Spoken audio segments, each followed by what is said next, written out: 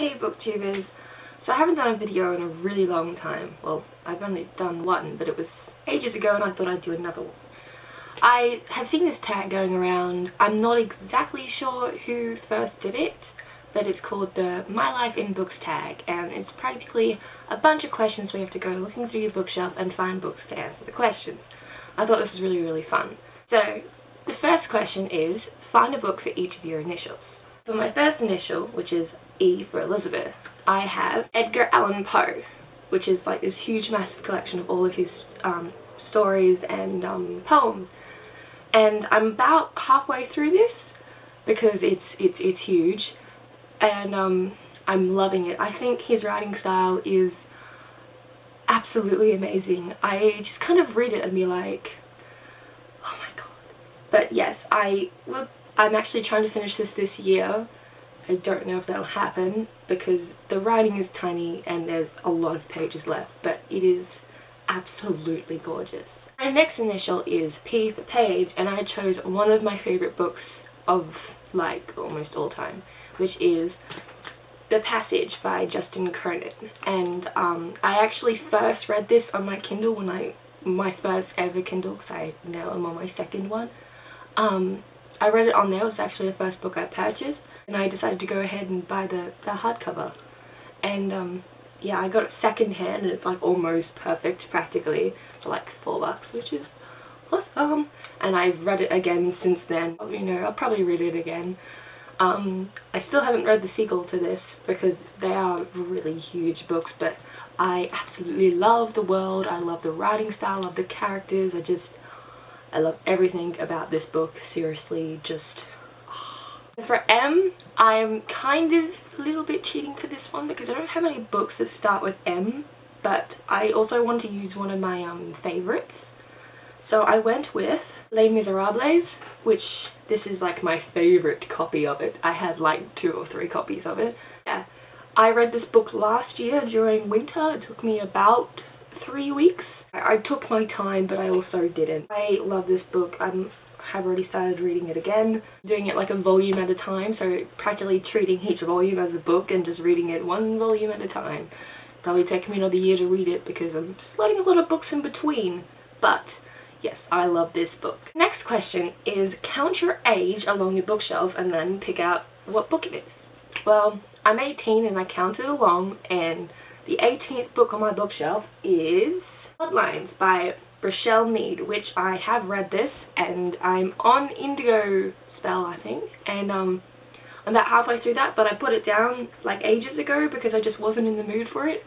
But I don't really like this series as much as I like the Vampire Academy series, but it is still pretty cool. I definitely liked this one, though I didn't like The Golden Lily as much as this one. The next question is pick a book that is set in your city, state or country. Well, I haven't got any books that are set in my city or state.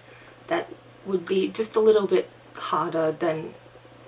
Yeah, I live in Queensland in Australia. So I picked a book that was set in Australia and is also written by an Australian author, and that is Looking for Alibrandi by Melina Marchetta. I've read this twice. Well, I read it this year and thought I'd never read it before and then realised that I had. But I do like this story.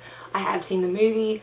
I like it. I think it's great. I don't know that many Italians living in Australia, but I do like reading this story. The characters are hysterical. The next question is pick a book that best represents a destination that you'd love to travel to.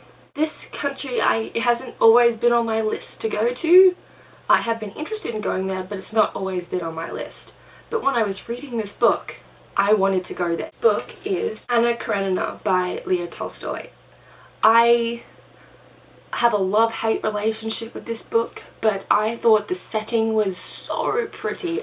I wanted to travel to this time and be in Russia, just to be in like this time with these people and the clothes and the houses, and I think this is a pretty book.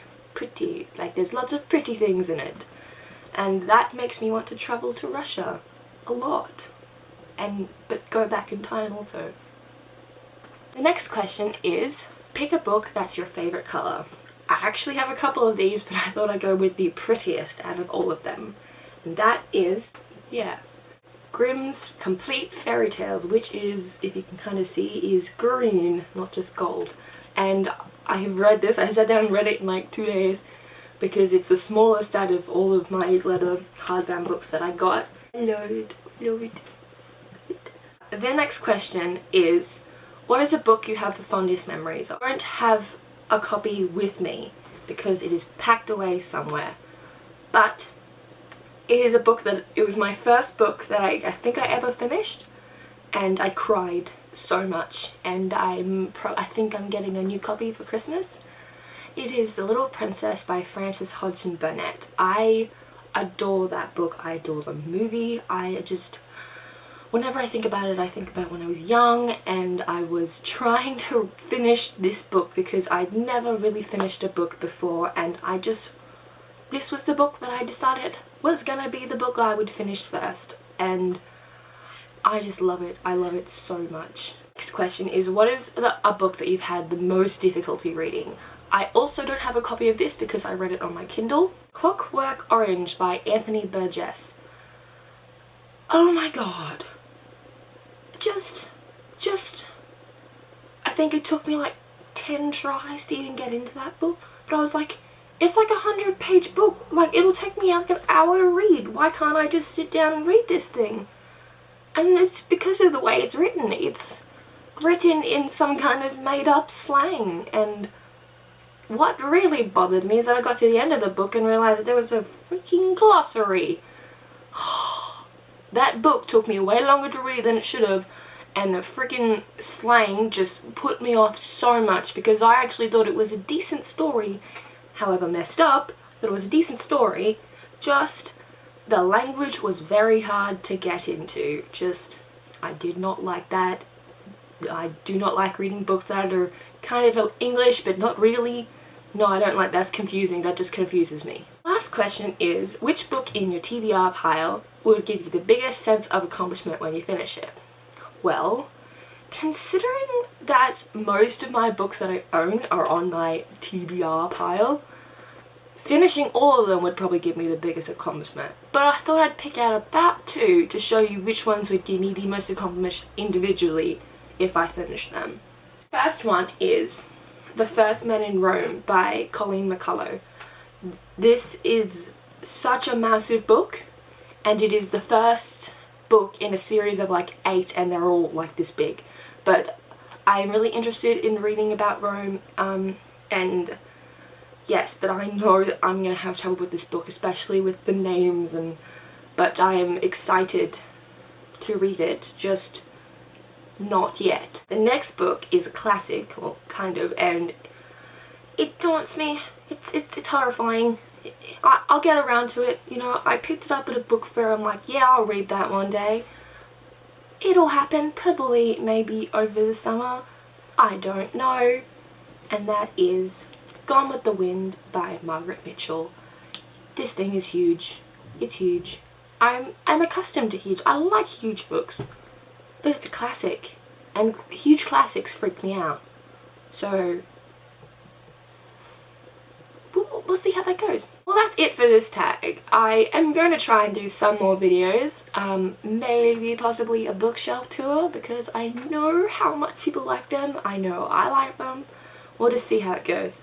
I hope you like this video. Happy reading.